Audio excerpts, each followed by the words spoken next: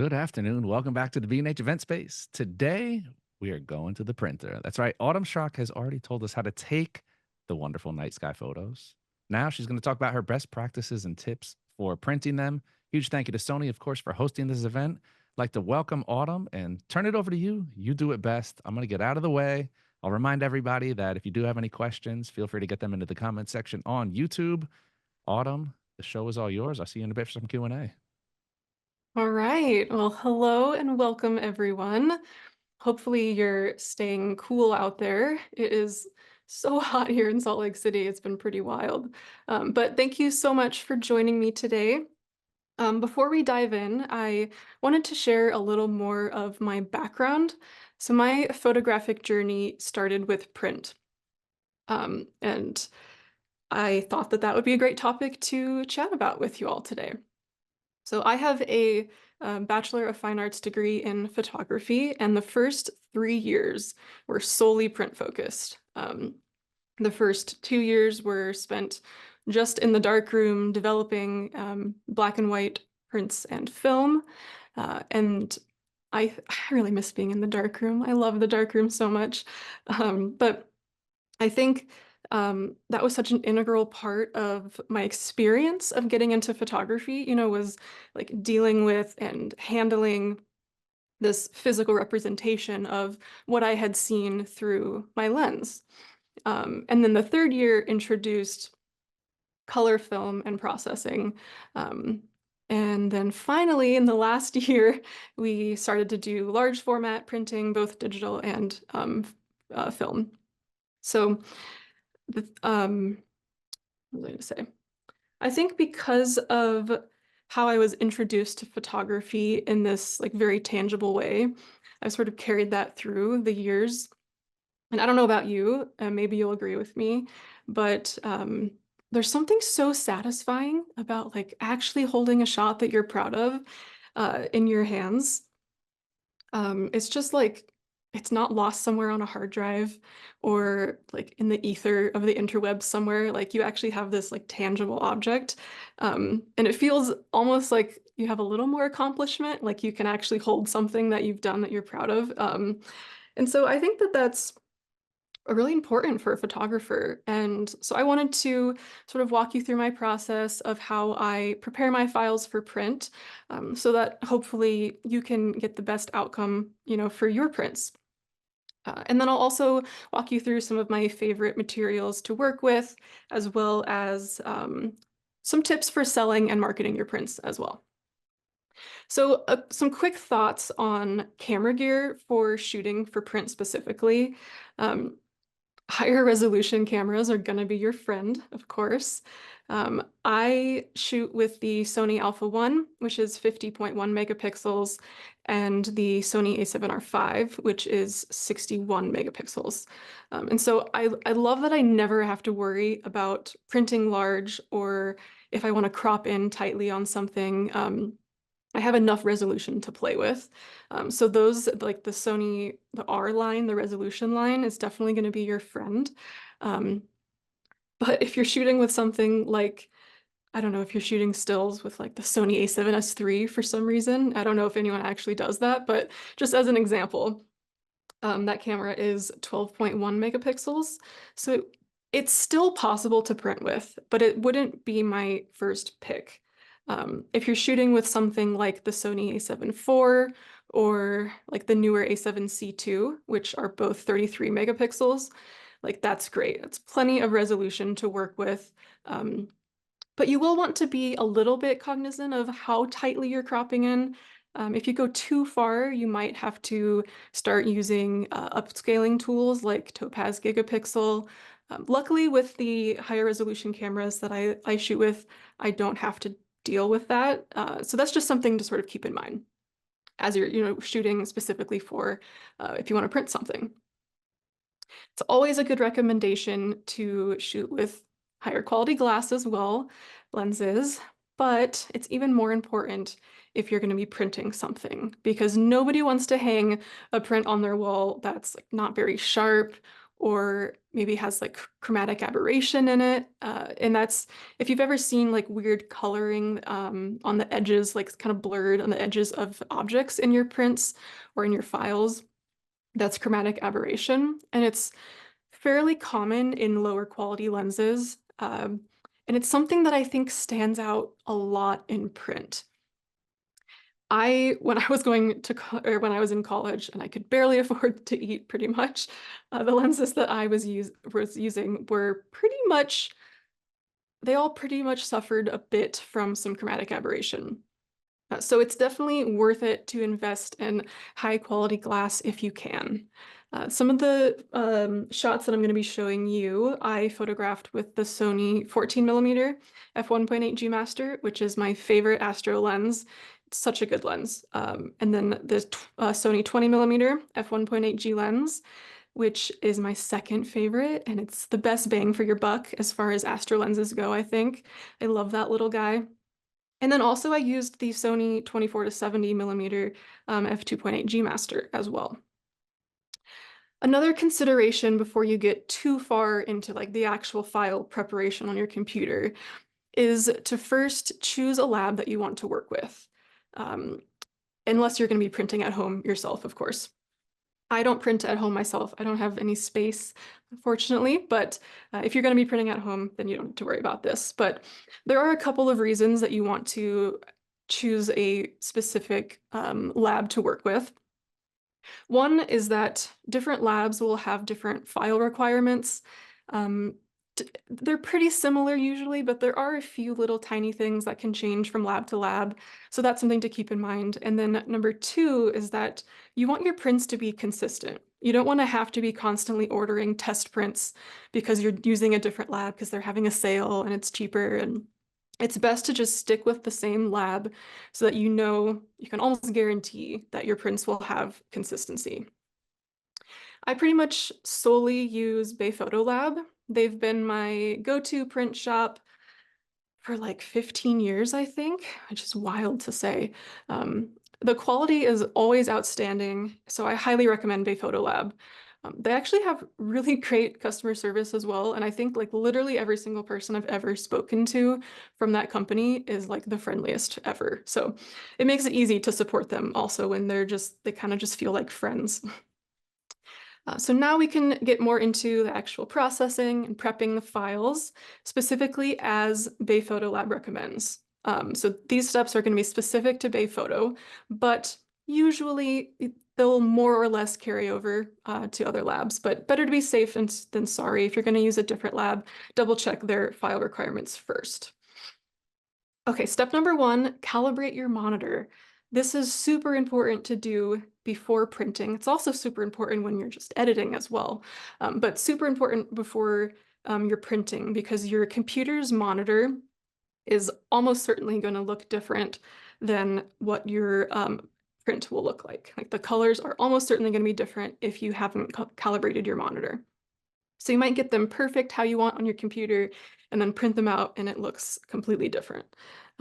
So calibrating will help you to achieve more accurate colors from different mediums. So I use the Datacolor Spider X. I think this is the X2 version. And this colorimeter, this little device, not only is looking at your display as it's calibrating, but it actually also looks at the ambient light in the room around you as you're editing too, because that can affect how your colors are displayed, how they look. So highly recommend doing that, step number one.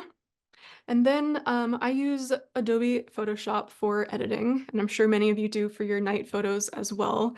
I do a good deal of selective editing, and if you tune in next week, I'll be back on the event space to do a walkthrough of how I edit and composite my astro photos. But if you only edit in Lightroom, I do recommend bringing your files into Photoshop before or as you're prepping them for print. And I'll get to that in a bit as to why. But first I'm going to screen share. All right, hopefully you can see that okay. I'm not sure if this little guy is in the way or not. Okay. Step number 1, let's set up our Photoshop color settings. Actually, is this bar blocking the top bar? Not sure. No, it looks good on our end, It Autumn. looks good. Okay, Yep. cool. Okay, so let's go to Edit, Color Settings. And this dialog box is going to pop up with a bunch of stuff on it, but we only need to deal with 2 different things. So our working spaces, we want the RGB to be set to either Adobe RGB 1998 or sRGB IEC, a bunch of numbers. Either of those two. I use Adobe RGB. As I hover over this, there's a description that comes up at the bottom here. So as I hover over, you see it provides a fairly large gamut range of RGB colors. And if you need to do like print production work, it has a broad range of colors. So that's why I usually use Adobe RGB. If we go to sRGB and I hover over that, it says it's for like low-end printers, ideal space for web work, but not recommended for pre-press work. So it has a fairly limited color gamut in comparison. So I usually use Adobe RGB 1998. And then the other thing in this dialog box is under the color management policies, we want RGB to be set to convert to working RGB. And this just, if we bring in a file that doesn't have the Adobe RGB color space in it, it'll just convert it to that for me. And then as I'm exporting it, it'll say to use my working RGB as the color profile. So then we hit OK. I've got my file open that I want to print, got all the editing that I've done, my file's all organized. And then a little trick that I learned in art school is to add a little bit of brightness to your photo before you're printing. And I found this to be especially important for night photos because they're already a little bit darker to begin with. So adding brightness really does help a ton when you're printing these night photos, even if it looks a little bit too bright on your monitor.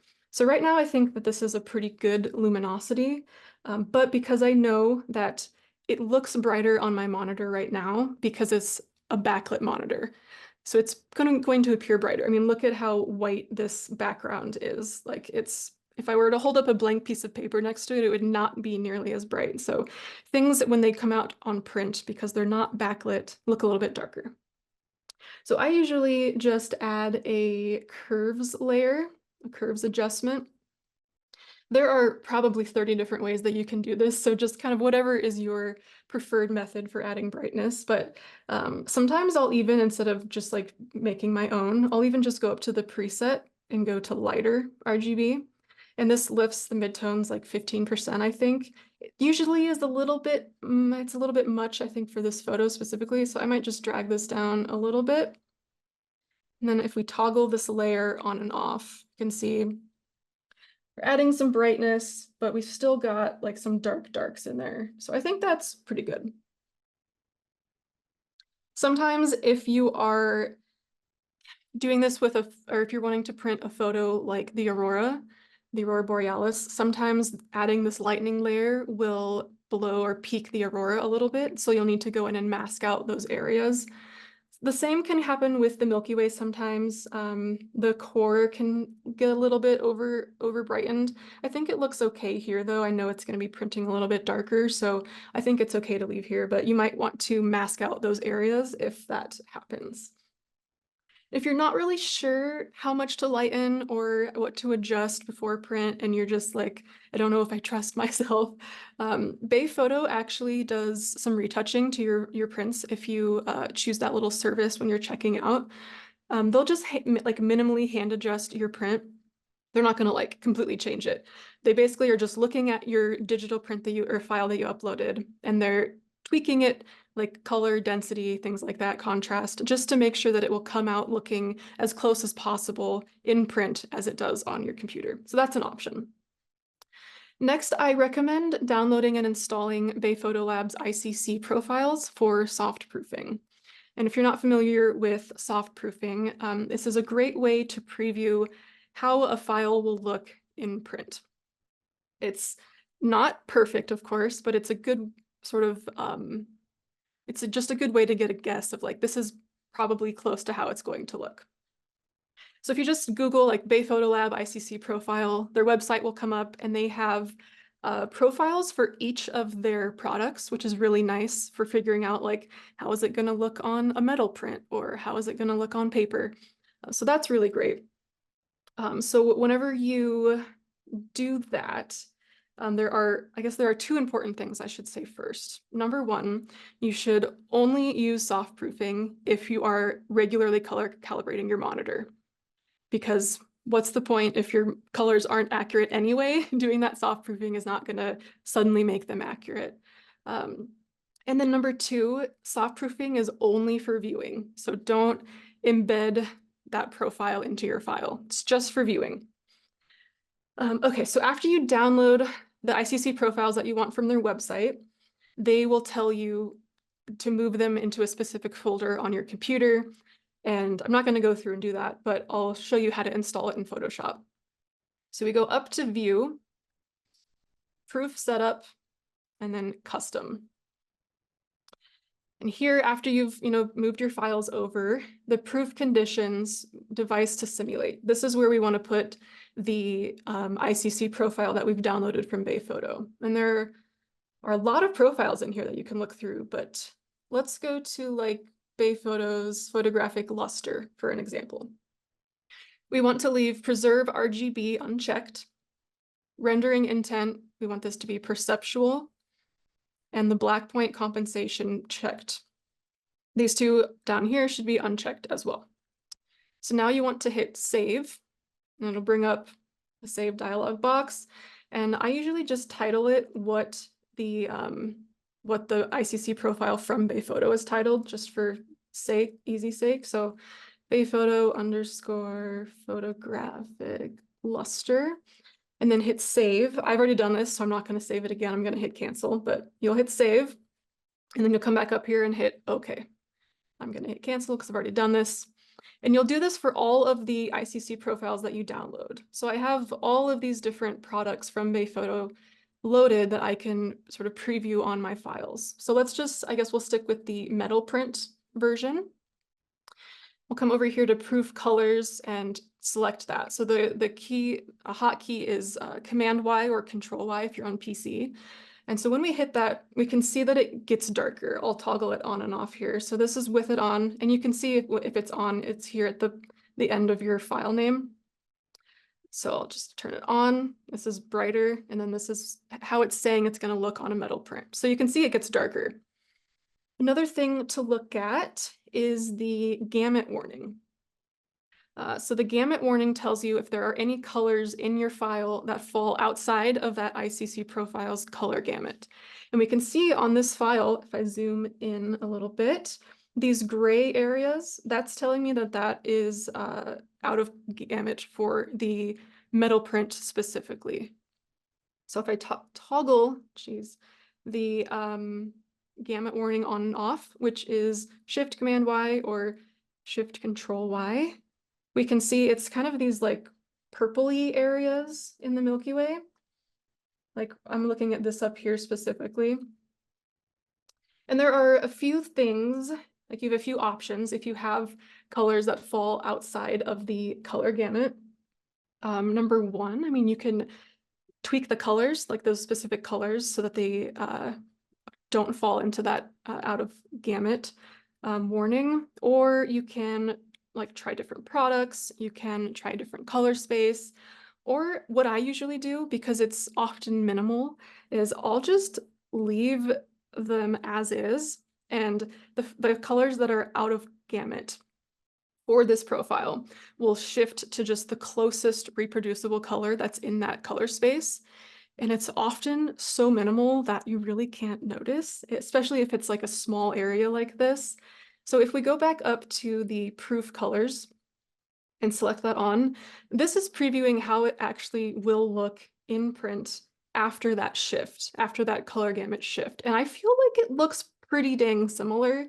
So if it looks okay, I think you're good. You can leave it as is. But that's definitely something to look at. Make sure you're double checking the gamut warning as well.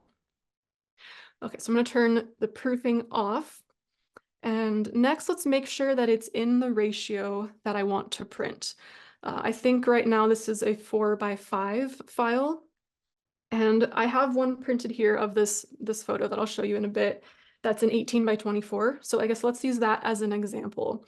And so 18x24, what's that image ratio? An easy way to calculate that is to divide the width by the height and then use the lowest common denominator for that fraction that you get. So 18 divided by 24 is 0.75, which is, as a fraction, 3/4.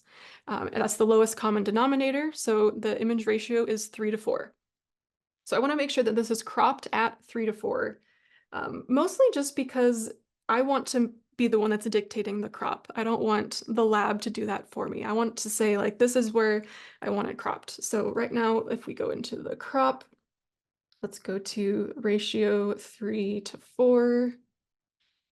We can see we're going to lose a little bit on the edges, and this is, I assume this is what Bayphoto does. I assume they just kind of plop it in the center, but I think I want to shift it a little bit more so that there's more Milky Way, and the mountain is a little bit more on the thirds line. So then I'll hit enter for that.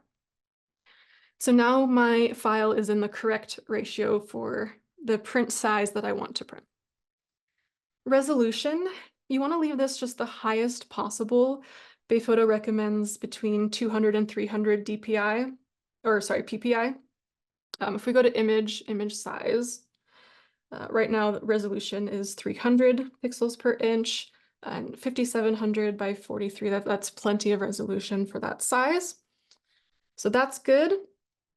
And then let's see. Next, we want to make sure that the image mode is in RGB color and is 8-bit. Now is the kind of scary part of the exporting process is we want to flatten our image. This, for a couple of different reasons, it helps to condense the file, and it also helps to prevent any errors whenever Bayphoto is importing this file into their system. So this is across the board for anything that you print, like business cards, shirts, anything. You want to flatten the image beforehand. So flatten image under layer, flatten image. So now all of our layers are just this one, and it's very scary. We have to remember to undo this after we export. So now we can go up to File, Save a Copy. I'm just going to save it to my desktop, and it's good to make sure that you don't have any special characters that can cause any errors in your file name as well. Hyphens and underscores are okay. I'm not going to save this with copy in the file name though. Then format, we want JPEG. You can do TIFF or PNG as well, but Bayphoto, in their specific requirements, they say that they prefer JPEG just because it's a smaller file, so it's just easier to upload, easier to work with in that regard. The most important part, I think, of this whole process probably is to make sure that you have embed color profile, and it's the working color profile that we set checked. We absolutely want this checked because if you leave it unchecked, that means that your working profile will not be set, will not be embedded in your file. And so the lab will not know what color space that you want this to be in, and which will almost certainly lead to inaccurate colors. So we definitely want to make sure this is checked. Then we hit save. In the JPEG options dialog box, we want to make sure the quality is at maximum, so 12. And then the format options, we want baseline standard for the encoding. It gives us a file size preview. It's a pretty big file, but then we just hit OK, and it saves. And we want to make sure we undo Command Z so that we don't accidentally save our flattened version of this file. We want to make sure that we are keeping that layered version. After that, it's super easy to just go into either the Bayphoto desktop app, which is called Bayrose, or you can just go onto their website and check out that way. But don't worry if you forget any of this. I know there's kind of a lot of steps here, but if you just Google like Bayphoto Lab image requirements, there's an article that comes up that goes over all of this. So you don't have to worry about trying to memorize this. All right, now let's get into some of my favorite products to work with. And I'm going to put some gloves on so that I try to minimize at least the amount of like smudges and fingerprints that I get on these.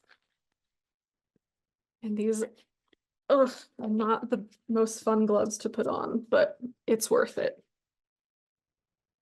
So my favorite materials to work with are paper, metal, and acrylic. And Bayphoto actually, they have a newer product called Epic Prints, and those are really cool too. I'll show you those a little bit later. So paper prints, Bayphoto sells a few different types of paper prints. The two that I use the most are photographic prints and fine art prints. And the difference between those two, the fine art prints are printed with a premium archival ink and higher quality paper. But don't think that means the photographic prints like aren't high quality. They definitely are. I think they're rated to like 200 years. So well within your lifespan, they will look fantastic. So first up, let's talk about, I think probably my favorite paper is the Kodak Endura Premier metallic paper. And this, you can kind of see it like shimmers almost. It's a little bit tough to see, I'm sure, in this format, but it really works well for night photos because it kind of gets that like twinkly sort of feel, and it really kind of mimics the shimmering specifically of the aurora, which I really love. So I feel like it really makes night photos come to life when you use this metallic paper. Unfortunately, Kodak discontinued this paper, and I'm very, very, very heartbroken about that. But you can still order some while Bayphoto's supply lasts, but I'm in the market for a new metallic paper. But my next one, Hahnemühle Photo Rag, they also have a metallic paper, and I haven't tried that one yet, but I really want to. But the Photo Rag is a matte paper. So you could see on that one, the metallic paper, it's a high gloss, so you can see some reflection. The Hahnemühle, which I don't have an astro photo to show you with that paper, but it's a matte paper, which means there's like very little to no reflection at all on it, which is really great if you are going to be putting it in a frame that's maybe near a light source, because you're going to have that reflection from the glass itself. So the matte paper can be really nice if you're going to be framing that so that it minimizes your reflections, basically. But the Hahnemühle has like such a soft, almost like velvety look to it. It really feels luxurious. So you can definitely see why it's considered more of like a fine art, higher quality paper. Luster paper is the in-between surface, so it's not as glossy as high gloss, and it's not as minimal reflectiveness as matte. So it's kind of in the middle. It's what a lot of photos I think you probably already have in your house that are luster. I think like all school photos pretty much are luster surfaces.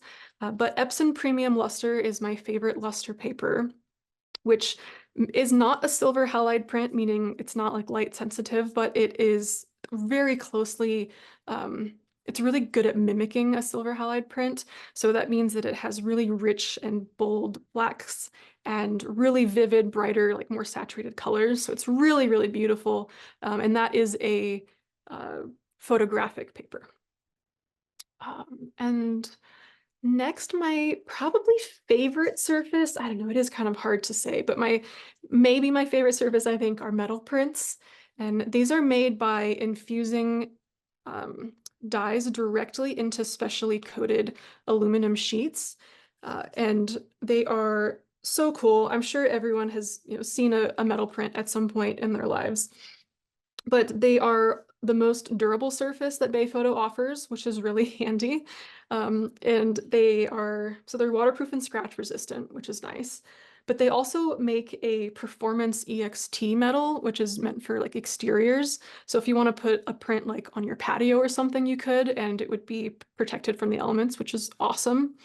But one thing I really love is that Bayphoto offers these sample packs where you can get like 5 different finishes or 5 different little like samples that you can see how your photos will look in the different finishes. And then also they have different like mounting options and different corner options that you can choose from. And so you can go through and pick like which corner options you want. Like this one has rounded edges and some holes in the corners for mounting that way. I don't know if you can see the holes, kind of. This is just like the standard. There's no roundedness on these corners. I would probably recommend getting at least slightly rounded corners just because they can be pretty sharp. So if it's hung up on a wall and you for some reason accidentally run into it or something, it might hurt a little bit. And then I think my favorite mount for the metal prints is the float mount. And so it mounts it like, I think it's like either half an inch or you can choose, I think, an inch from the wall, which is pretty cool. It gets that sort of like float feel, which is pretty nice. And so let's go through the different surfaces, and I'll use the larger ones because they're just a little bit easier to see, I think. But they're only like, I think the smallest one is $35 for 5 of them. And then I think the larger ones are $65, but it's really nice. You really only need to order them once, maybe. Like get an astro photo and you can see just sort of like how the different surfaces look. And then they're just really great to reference for future. So this is the high gloss. You can see the grid and the reflection there. It's very reflective, but the high gloss is, I think it's the surface most people think of when they think of metal prints. It has the widest color gamut of all the surfaces.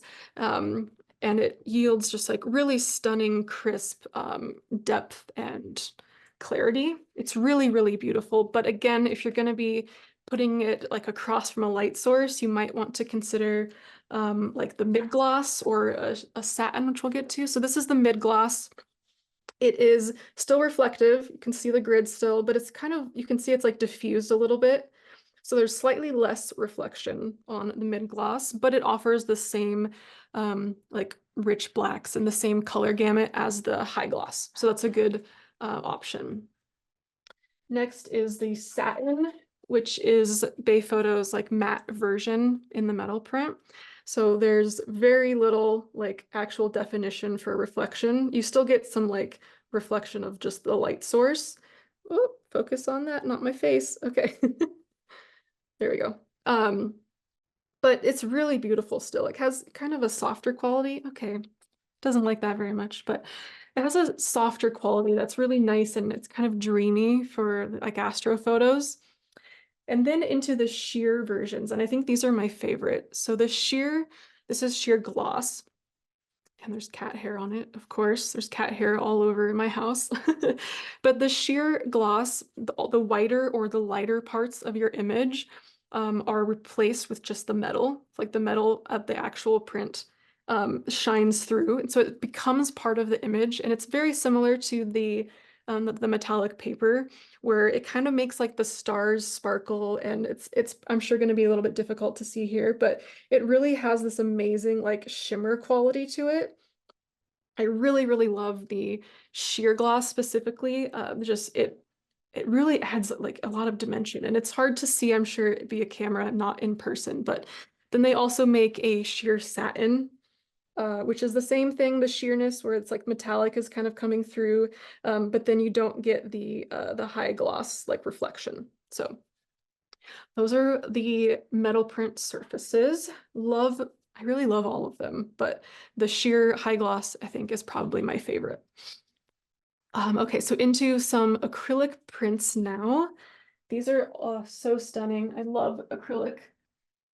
And these are heavier because it's plexiglass, but they are printed on LexJet Luster and LexJet Metallic inkjet papers. This is the metallic version, I believe. So you should be able to see kind of like this is kind of hard to see, but there's like definitely a little bit of a shimmer in real life that you can see. And the acrylic does have, some reflection. You can see my light in there. So again, maybe not the best to display like directly across from a light source, but it's a unique presentation that adds some depth. You can see here exactly how it's not super thick, but it's got some depth to it, and I think that's really nice. few different hanging options. You can have like stainless steel posts in the corner that float your print away from the wall. I usually just go with these French cleats. It also floats it away from the wall, and I think they're pretty easy to install. More kitty hair. But I really love the way that acrylic prints look on the wall. And a really cool thing is that you can also order an acrylic face for your metal prints, so you can get kind of the best of both worlds. But it is worth noting, acrylic is more delicate than the metal print. It is definitely not scratch resistant. So if it's going to be placed in a higher traffic area, like maybe like a hallway, I would maybe consider doing a metal print there instead, just because this can be scratched a little bit easier than the metal can. But acrylic prints are so nice, and I think they have like a nice weight to them also, which just makes it feel, I think, more high quality or something. I don't know. Okay, Epic prints. So these are a newer product from Bay that are actually incredibly cool. It's absolutely mind-blowing resolution. So these are printed on a silver halide paper. It's Fujiflex Crystal Archive photographic paper, which prints at up to 610 DPI, which is, so PPI, pixels per inch, refers to the number of pixels that are contained in a 1-inch section of a photo that's displayed on a screen, and DPI, dots per inch, refers to the number of dots that are contained within 1 inch of an image when it's printed. And so 610 DPI is pretty huge. Usually people are printing around like 300 DPI. So 600, it basically just means like the more dots per inch means more detail. So like the clarity on these are absolutely insane. And I really, really love these. So it's printed on that paper, on the Fujiflex Crystal Archive paper, which is then adhered to an aluminum composite that's made up of 2 sheets of metal, and then there's a black core that's in between them. So it's similar to a metal print, but it's thicker and it has ridiculous clarity in comparison. So I really, really, really love these Epic prints. So yeah, this is the print, how it turned out that I was showing you in Photoshop. You can see like the colors that were out of gamut. I think you can't really tell at all that they were out of gamut. I think they still look fantastic. So yeah, that's an Epic print. And one of my favorites, the acrylic blocks. They're so cute. I love these little guys. I've got several of them here I can pull out. We have a few different sizes that you can choose from. They are printed on fine art papers, so they're the higher quality paper, and you can get them in metallic, which is what I got for these. So for the Aurora specifically, it has that same like metallic quality. I'm sure it's even harder to see on this since it's smaller, but they're quite thick. You can get like 1 inch or 1.25 inch thick acrylic. And they just make really great like gifts, really good desk accessories. I have one that sits on my desk. It's actually right here. It's not necessarily an astro photo, but I have this one that sits on my desk. It's my Mount Hood moon photo. And it's kind of just a nice, like when you're feeling unmotivated or you're just like kind of down on yourself, it's nice to just like have something that you're proud of to look at. It doesn't take up a ton of room. Yeah, I really love these little acrylic blocks, and they're quite affordable, so they definitely make really good gifts like for your parents or grandparents or whoever. All right. I can take these lovely gloves off now, thankfully. And now let's get into chatting about selling and marketing your prints. And I think that that is by far the most challenging part of being an artist, marketing and having to feel like you're kind of like selling yourself. It's really uncomfortable, I think.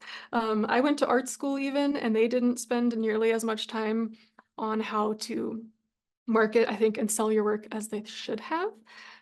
So let's get into that. I'm going to share my screen here. Okay. And let's start with selling first. So selling your prints, I'm going to move this. There are so many different websites out there that you can choose from. I just took 3 that I think are the most common and that I have experience with. So first we have Etsy. And Etsy is a really great place to sell your prints if you already have a solid website. You don't want to have to go through the process of having to like add listings that are sometimes it's more complicated on a website versus a site like Etsy where it's literally all you do is just make listings and they're very easy to do. So it's great for that. Some pros of Etsy, we've got built-in traffic. They have their own search engine. So when you go to Etsy, you can search like Mount Rainier National Park and your photo can show up. Built-in ads, they have built-in Etsy ads and offsite ads. So the same thing, if somebody Googles like Mount Rainier National Park in Google, your Etsy ad can show up on Google as well. There's no subscription fee, so there's kind of like no risk in signing up for it. It's There's no subscription fee. Yes, you do have to pay a little bit, and we'll get into that in a second. But it doesn't feel like there's any commitment that you have to like, you don't have to spend like $300 to have it. And then if you don't like it in a month or 2, you're stuck, you having paid that $300. So that's nice. And you can sell in person by linking a Square reader, those things that like plug into your phone or an iPad or something. And the great thing about selling in person with Etsy is that those transactions are not subjected to Etsy's fees. They're subject to Square's fees, but their Square's fees are significantly lower because it's just the credit card processing fee, which is currently right now it's 2.6% plus 10 cents per transaction. So if you do sell in person, though, that's a really great option. Some of the cons, you have to manually fulfill your print orders, meaning you have to like go to Bay Photo Lab and submit it whenever somebody orders something from you on Etsy. And you have to handle customer service, all of that stuff as well, which can take time.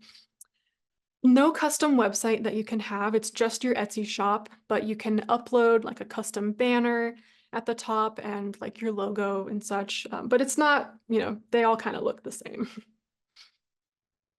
They take 6.5% plus a 3% credit card processing fee, plus 25 cents per transaction. And so they recently upped their fees that used to be only like 3.5% plus 25 cents. So they really they tripled it basically, which is unfortunate, but it's still lower than some of the other options out there. And the only thing that you really have to pay for is the 20-cent listing fee per product. So whatever, if you have like 15 photos that you have to put or that you want to put up, you have to pay 20 cents for each of those. And then every listing on Etsy either renews or expires after 4 months. So every 4 months, either you have to renew it. You can have this set to be automatically renew or manually renew, or it expires. And so that's also something else that's like kind of weird. Like, why do they expire? You should just be able to take it down, I think. But I guess it's their way of making that money back from not having a subscription fee. Next is Squarespace. And Squarespace is really great for selling prints if you're more comfortable designing your own website and you want more control over selling your prints. Some of the pros, you can build really beautiful custom websites on Squarespace. I think that's just like a huge pro in itself. They have built-in email marketing that is a separate fee per month, I believe. But it's branded alongside with your website, so it feels very cohesive and it's kind of all nice buttoned up together. There's a seamless checkout experience on your own website, whereas like I used to have when I had a prints link on my website, and when you clicked it, it would take you to Etsy.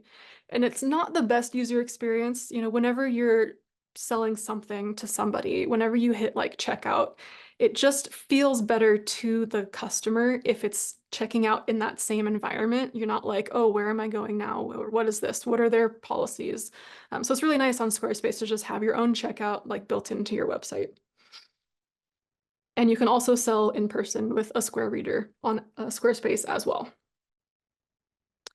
Some of the cons,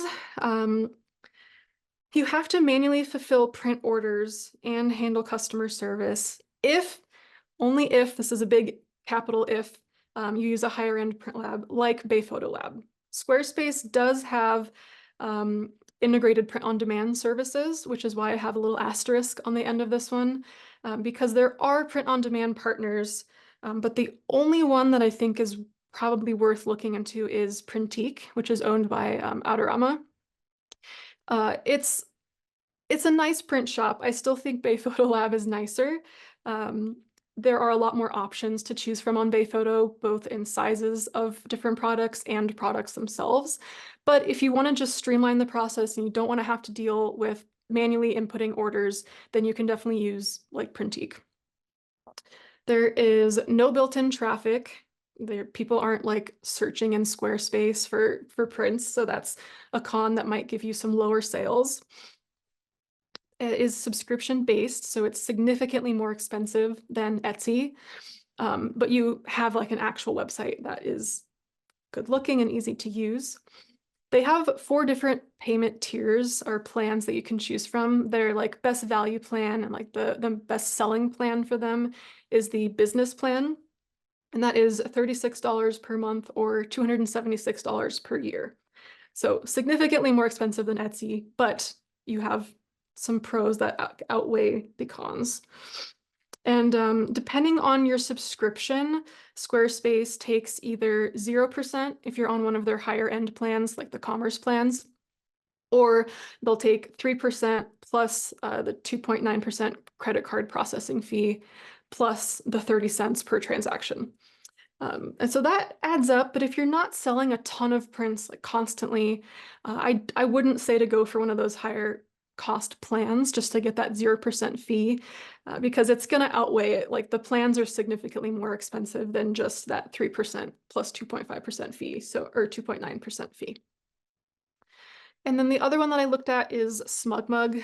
And this is great if you're starting out fresh and you don't have a website and you don't really know what you're doing. SmugMug does make it pretty easy to kind of get started and get a print shop going. So the pros, they handle the fulfillment of your orders, which is really nice. They print on demand and they can drop ship to your customers. So you don't have to go through and do anything, which is nice. They have a few different print partner options, and Bayphoto Lab is one of them. So that is a huge pro for using SmugMug. And that's actually how I found Bayphoto Lab in the first place. My very first website was a SmugMug, and I fell in love with the Bayphoto Lab's quality. So anyway, it's easy to set up for beginners. It's like there's not really anything super complicated that you have to do, which is nice. You can set up a custom website to sell your prints, but you have to have the, what is it, the advanced, I think, or pro account, I think is what it's called. If you want an example of what that can look like, Chris Burkard is a very famous travel and adventure photographer. If you don't know him, Chris Burkard has a SmugMug website. So you can go take a look at his website to see like how it would look to build your own custom SmugMug site. Some cons. There's not really any built-in traffic. They have some blogs and things, but I don't think anyone is really searching through like SmugMug blogs or websites to look for prints. So not really any built-in traffic. You can't sell in person, so you can only sell online, which, you know, if you're not really selling at farmers markets or art fairs or like shows or coffee shops or things like that, it's not really a huge deal, but it is still a con comparatively. So it is also subscription based and it's very expensive at that. They have 3 different options that you can choose from, and their pro account is like the middle plan. It's their best selling plan, and that is $45 per month or $384 per year. So it's over $100 more per year than Squarespace. But you know, they can automatically fill print orders through Bayphoto, which is a pretty big pro. And the biggest con, I think, for SmugMug is that they have the most confusing profit structure, I think. It is So wild. Your profit is calculated as 85% of the difference between the price that you set for a product and SmugMug's default price. So like their cost price, I guess, is what that would be. So for example, because I think this is really confusing, they take 15% of the difference between the price that you set and SmugMug's default print prices. So say that you are selling a 5x7 print for $10.79. The SmugMug default price for that 5x7 is 79 cents. So there's a $10 price markup. That means that you get to keep 85% of that $10. So you would keep $8.50. I don't know why they do this. It feels very unnecessarily convoluted to me, but that's the way they do it. So anyway, I'll hop back to this page just in case anyone wants to like take a screenshot or anything, just for some pros and cons of these three places to sell your prints. Of course, like I said, there are so many other options out there, like Shopify can be a great option, but these are just the three that I have the most experience with, and that are still, I think, probably the three of the top ones that photographers are using. Okay, into marketing your prints. So fun. That's sarcasm. Let me take a drink here. Okay.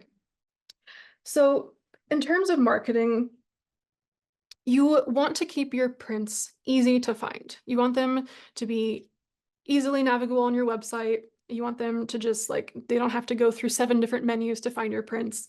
You want them to just be really easy to find.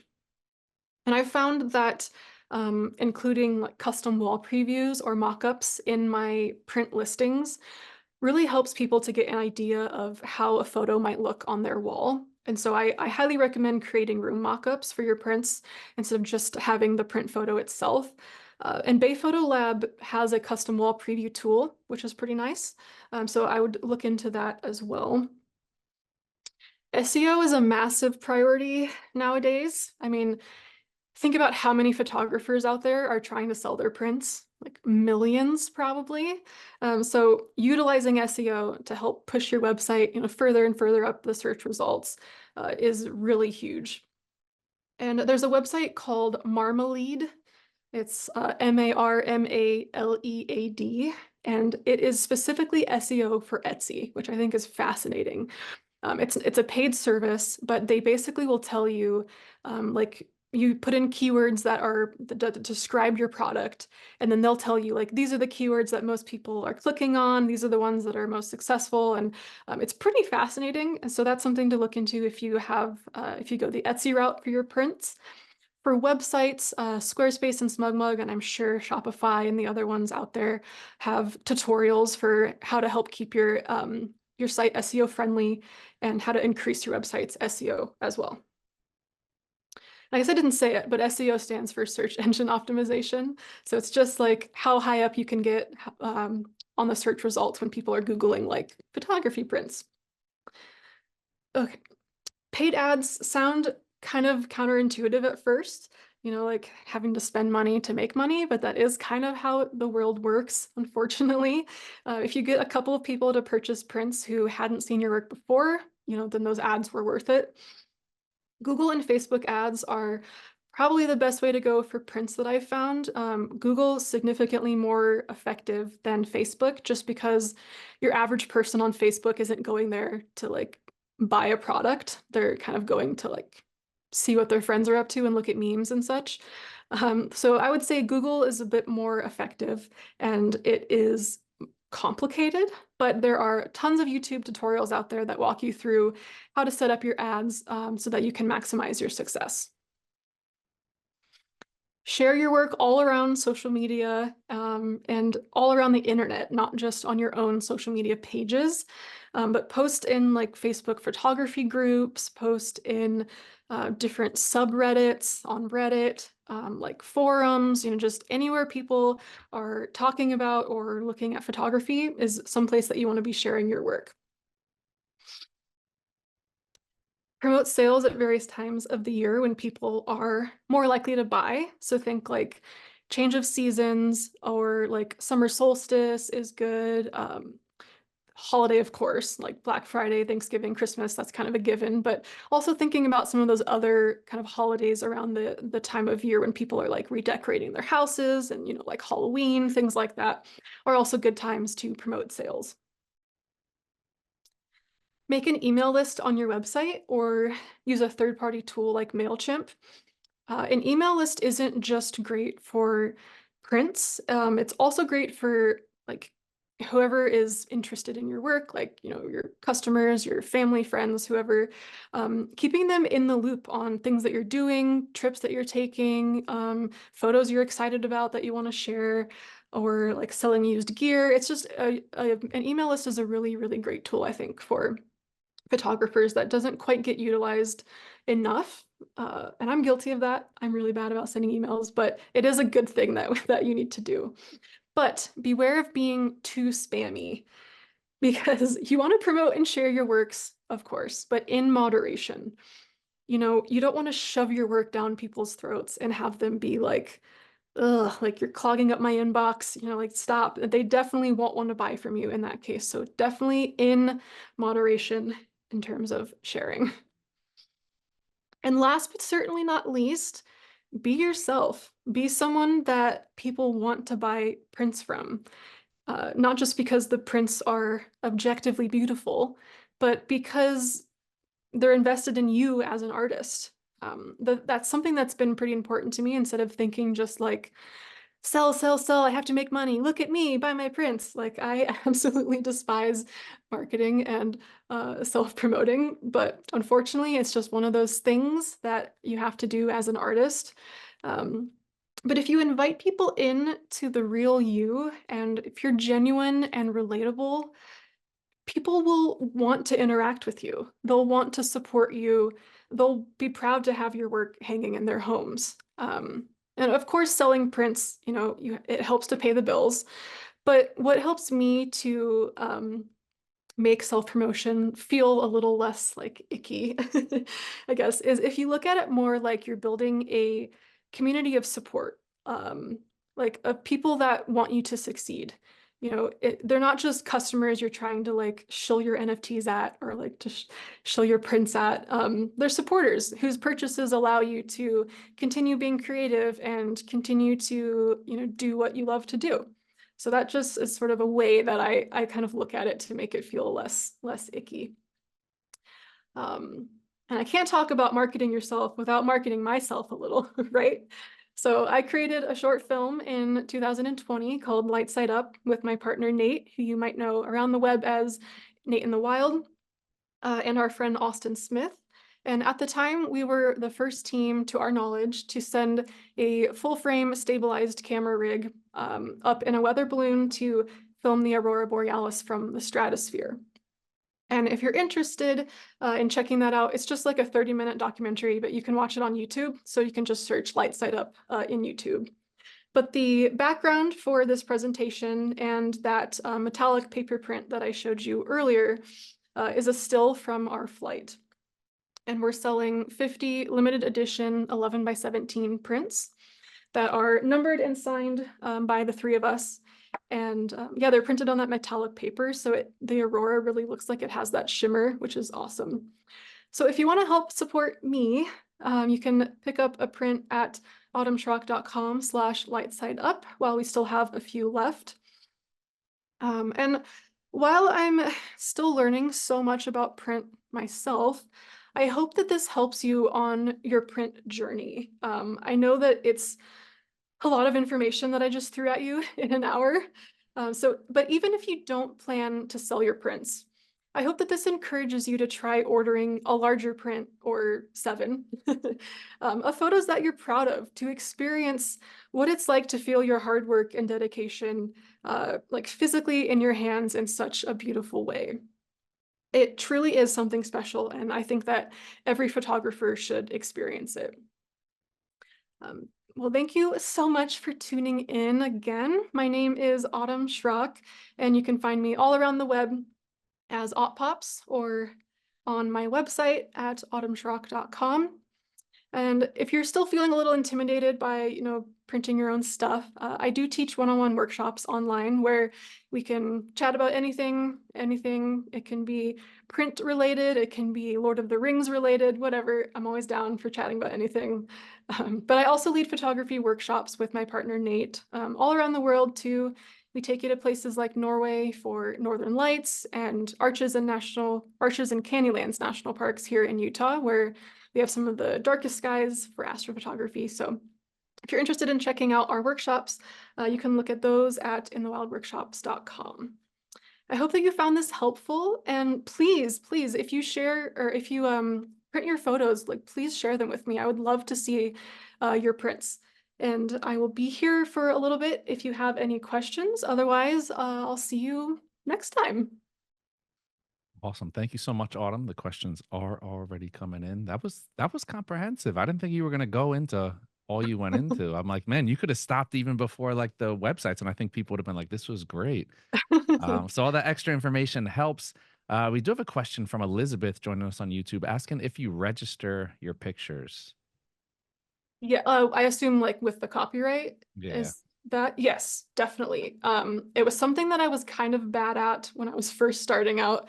I thought it was like, oh, I don't really need to do it. Like it's copyrighted because I took it. But from a legal standpoint, registering your photos just like tenfold makes it easier if you encounter someone who infringes on your copyright.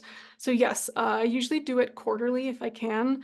Photos that I've taken, I'll submit to get those registered with the Copyright Office. And speaking from experience, if you have them copyrighted and you have to file a claim against somebody, you are significantly more likely to win and to get paid for that than if you don't have a copyright. So I definitely would recommend doing that.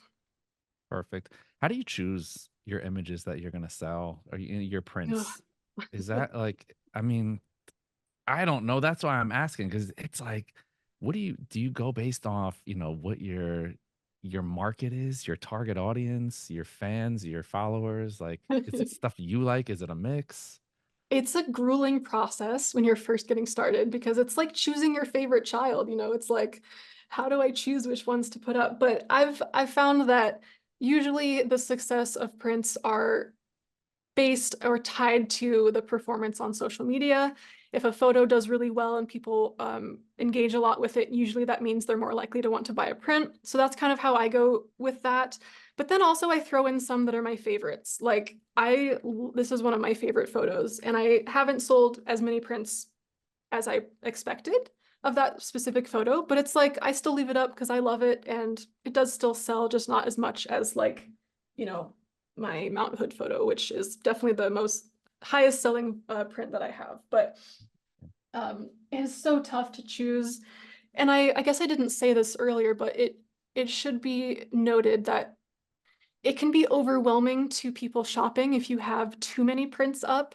Like I still have my Etsy up, even though I sell mostly on my website now, but on my Etsy, I have like 70 listings or something. And I think it's too many. I definitely need to take some down. I think somewhere in that sweet spot of like maybe like 25 to 40-ish maybe is a good amount. And with that, you can kind of rotate them out so that you're not just having the constant, like the same 40 in there. But I think what I was doing was I was just adding them and not removing them. And I think it gets to a little bit to a point where people have like decision paralysis for like, I don't know which one to choose because there are so many options. So that is definitely something to keep in mind too. I don't think I've ever taken 40 good images, so no. I bet you You have. beat me to the punch. I was gonna ask. That was gonna be my next question was how many? Like I see people and it's like, do you pick five? Do you so that's good. I mean, it gives them options and I guess it's like casting a wider net for your audience, right? Yeah, and I guess it depends on the method you want to take. There are a few different methods where you can have maybe like only 5 photos and they're like a limited run. And because of that, you can charge a lot more money for them. That's one stream you can go down, but you can also go down the stream of they're more affordable and you have more of them. And it kind of just depends. I feel like both can be successful. So it just kind of depends on which one you want to go with. But right now I'm on the having more and they cost a little bit less. And I've had some success with that. So Yeah, that's a great point. I mean, it's really we yeah. could take days to dive into that whole subject of the whole limited editions. And there's two different worlds. There's like more of like a, not mass production, but more of like a more readily available, Mhm. quantity over quality, I guess you could say. Not really. Yeah, more It doesn't. just like, keeping it affordable for people who Yeah. want to support you, but they can't spend like $1,000 on a print. I think it's kind of nice having like kind of smaller prints where people can support you and they can be excited to have something of yours. I think that has merit. Yeah. Oh, totally. I totally agree with that. Another question coming in, is sheer satin or luster better for less angle distraction of room lighting? Sheer satin, yes, is going to be, I don't have my gloves on, but this already has fingerprints on it. So this is the sheer satin. So this is what it will look like if you're like kind of near a light source. It just kind of has a soft sort of diffused glow on it. It's not going to be like super reflective in terms of like seeing the actual like light in it. So that will be a good option. Nothing is going to be like completely reflection free unless you just hang like a paper print with no frame on it, which I guess you could do. But the sheer satin or the satin finish from Bay Photo is going to be the one that has the least amount of like glare and reflection on it. Yeah. I Yeah, and personally like the gloss though, the sheer gloss. I feel like when you see them side by side, and I don't really know if you're going to be able to see it all, the one that has gloss, you can so just, it like which one has, is the gloss? Oh yep. yeah, So you that's can not see even a question. the gloss there, but like it has a lot more reflection in it. But if you look at them Yeah. closely, which is hard to do right now because I'm so far from the camera, but it has a lot more depth in the gloss one versus the satin. So it's kind of like a toss up. I think the gloss looks better, but if it's going to be across or near a light source, then the satin's probably going to be the best bet. So yeah. Yeah, I think it's hard. It's hard. It's not one of those like one size fits all. It's like you said, it's like a lot of Hmm. people don't even think about glass. And it's like, are you buying a frame on Amazon that might not be of a higher quality glass that might be more reflective? Are you buying Hmm. more of like a museum glass that you're gonna pay way more money for, but you're not gonna get reflection? Or are you mounting it? Are you framing it? What's gonna be over it? What kind of lighting is in Hmm. there? And then, like you said, there's certain properties of the image that like the matte paper can make your shadows look muddy if it's not processed properly. It's not gonna, like, you Hmm. need the right kind of paper. It has to be the right medium for the the actual print, the actual photo. Definitely. I do feel like the like night photos specifically do really shine better on metal prints, or like an epic print where you have like a ton of detail, versus paper. I think they look really great on paper, of course, still, especially if it's metallic paper. If it's metallic paper, Mhm. it's great. But like regular paper or like a matte paper for an astro print, I think doesn't necessarily serve it as well as it could. Whereas I think like a matte paper for something like wildlife or like some landscapes can be phenomenal. So you're definitely right that it's not like a one size fits all. And even from astrophoto to astrophoto, they can look better on different surfaces. So that's why I really like the sample packs that you can get. You can just like Yeah. see how the photo will look on different surfaces. And that's been really helpful for me for sure. Yeah, totally. I feel like that's like, if you're going to print, that's a must. You have to get a sample pack, even if it's like little Mhm. postcard size, just to see the nuances in the paper. Totally. Yeah, Awesome. I think Bay Photo makes one size smaller than this one even. So, and Okay. that one's only like 35 bucks. So totally Oh, worth that's it. not bad. Yeah, that's not Yeah. bad at all. Wow, ton of great information here. Always great to have you on, Autumn. We love printing. I love printing. I think more people need to get Totally. offline and print their work more. I But agree. yeah, it's like, even if it's like, if you do a little trip, make a little book for yourself. It doesn't have to be for sale, since most of us, I'm glad you included the sales part, because most of us suck at sales. We suck at marketing ourselves. Ugh, So, it's so hard. and It's so hard. Yeah. But uh, no, yeah, happy to help. And of course, if anyone has any more questions, feel free to reach out. awesome. Cool. Thanks for staying a little extra bit to answer some questions. Huge thank you, of course, to Sony for hosting, and to all of our viewers out there. Thank you guys for tuning in and making it interactive. That's all we have for now. Another edition of the B&H Event Space in the books. Catch y'all next time.